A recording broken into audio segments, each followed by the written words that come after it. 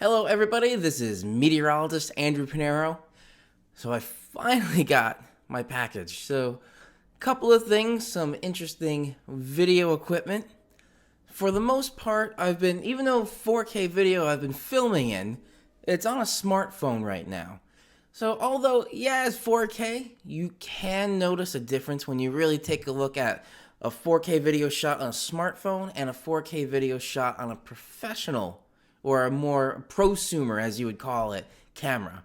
So this one, the one I am showing you right now, is neat because it actually records in 6K, and in the camera, it downsamples it to 4K, so you are capturing much higher quality. It's this one right here. This is the Sony Alpha 6300.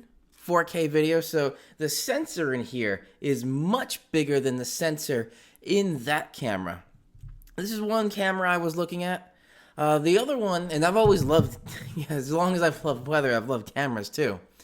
The other camera I was looking at was the Panasonic Lumix G8.5, not the GH5. That one's up there in price, and that one, although you can record in 4K 60 frames per second, don't necessarily need that.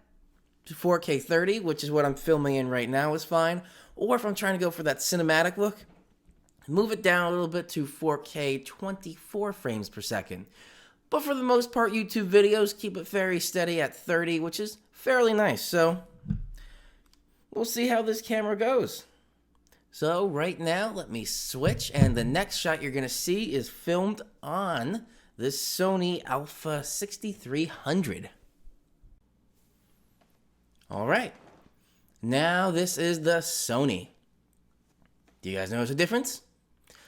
Very bland with the background, yeah. I could take you outside, but it's getting a little bit late. Might try that, see how it works. If not, I'll just end it right here.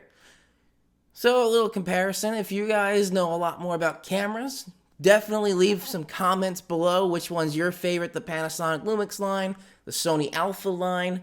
If you like my choice with the 63 or the 6300, or you think I'd be better suited with the G8.5. A couple of different things, comparing between them online, what I was looking. So again, this is actually recording in 6K, and in cameras downsampling it to 4K, so it's taking a lot more image quality and compressing it a little bit into the 4K frame size. The sensor is bigger. Once you get a little bit more detail with that, this is APS-C, so it's a little bit bigger sensor. Micro Four Thirds is on the Panasonic line, so it is a little bit smaller, and there's a bit more of a crop factor on that one. This is still a crop lens, but it's not as big as like a full frame lens like the Canon Mark Ds. Those are full frame, but those are quite expensive as well. So comparison there. I'll see if I can get outside, so if not, we'll be right back. So let's see if we can get outside.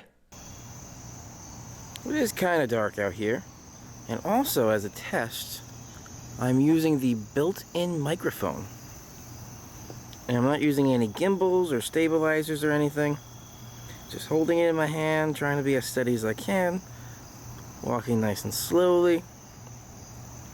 Looks pretty nice.